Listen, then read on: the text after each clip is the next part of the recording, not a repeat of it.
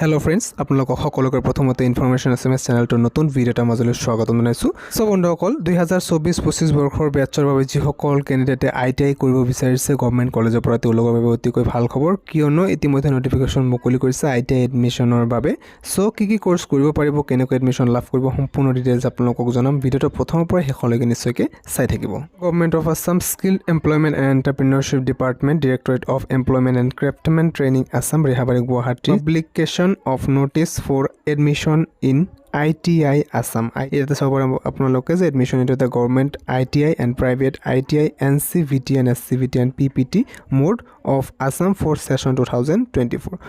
So here ITI babe admission by year to registration ইতিমধ্যে আৰম্ভ হৈ গৈছে এটো আৰম্ভ হৈছে 20 মে অৰ্থাৎ যোৱাকালিৰ পৰা 5 বছৰ পৰা আৰু এটো 14 জুন তাৰিখলৈকে চলিব আৰু ইয়াতে বয়সৰ সময়সীমাটো মিনিমাম 14 বছৰ হ'ব লাগিব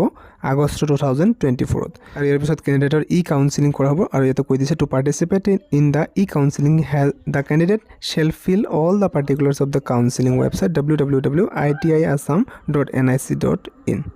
আৰু ক্যান্ডিডেট সকলে ইয়াতে এপ্লাই কৰাৰ পিছত যেতে কাউন্সেলিং কৰা হ'ব কাউন্সেলিংৰ সময়ত ইয়াতে ৰেজিষ্ট্ৰেচন ডিটেইলছৰ যিবিলাক ৰিসিপ্ট থাকিব হেসমূহ লৈ যাব লাগিব লগতে সকলো অৰিজিনাল ডকুমেন্টছ লৈ যাব লাগিব ৰিপৰ্টিং কৰাৰ সময়ত যেটো ক্যান্ডিডেটৰ ওচৰৰ যিখন আইটিআই গভৰ্ণমেণ্ট আইটিআই কলেজ আছে সেইখনলৈকে ডকুমেন্ট ভেৰিফিকেশনৰ বাবে যাব লাগিব সো এতিয়া চাওক যে ইয়াতে কোৰ্সসমূহ কি কোৰ্স কৰিব পাৰিব ইয়াতে যে course enquiry qualification and duration কি কোৰ্স আছে আৰু ডিউৰেশ্যনটো কেনেকুৱা আৰু eligibility name of the trade যেটো আছে প্ৰথমতে ষ্টেনোগ্ৰাফাৰ আছে সেক্ৰেটাৰী এসিস্ট্যান্ট আছে ফ্যাশন ডিজাইন টেকনলজি ডিটিপি অথবা desktop publishing operator multimedia animation special effect বিভিন্ন ধৰণৰ কোৰ্স আছে আৰু যিবিলাকৰ এটো কোৰ্স হৈছে 1 ইয়াৰৰ আৰু ইয়াতে ক্লাছ 10 পাছ হলে এপ্লাই কৰিব পাৰিব তাৰপিছত নেক্সট আছে computer operator and programming assistant এটো 1 বছৰৰ কোৰ্স হয় ক্লাছ 10 পাছ হলে এপ্লাই কৰিব পাৰিব বিএলটিটি অৰ্থাৎ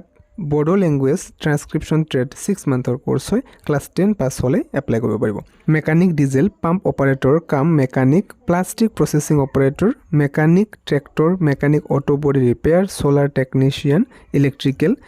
এটোৰ কোৰ্সৰ বাবে ডিউৰেশ্যনটো 1 বছৰ হয় ক্লাছ 10 পাছ হ'ব লাগিব উইথ সায়েন্স এণ্ড ম্যাথমেটিক্স তাৰপিছত নেক্সট আছে CoE sector plastic processing sector fabrication fitting and welding sector information technology sector এটো 1 বছৰৰ বাবে হয় ক্লাছ 10 পাছ হলে এলিজিবল হৈ যাব নেক্সট আছে পেইন্টাৰ 2 ইয়াৰৰ কোৰ্স হয়টো তাৰপিছত আছে ক্লাছ 10 পাছ হলে এলিজিবল হৈ যাব মেকানিক এগ্ৰিকালচাৰ মেচিনাৰী 2 বছৰৰ কোৰ্স হয় মেট্ৰিক পাছ কৰা হ'ব লাগিব সায়েন্স আৰু ম্যাথমেটিক্সৰ সাবজেক্ট লৈ next soil testing and crop technician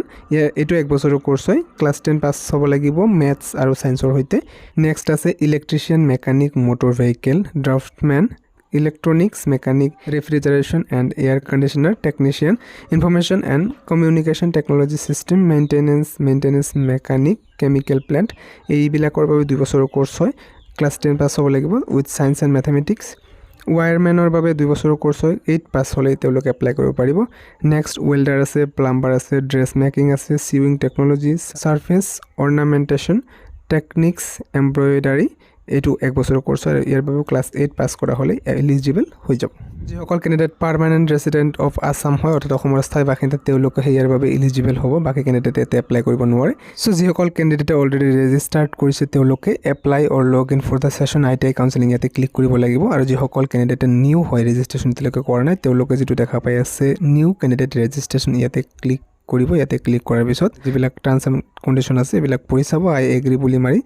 registration কৰোতে প্ৰথমতে নিজৰ নাম দিব লাগিব father name mother name date of birth তাৰপিছত জেন্ডাৰ তাৰপিছত কন্টাক্ট ডিটেইলছ আপোনালোকে দিব লাগিব মোবাইল নম্বৰ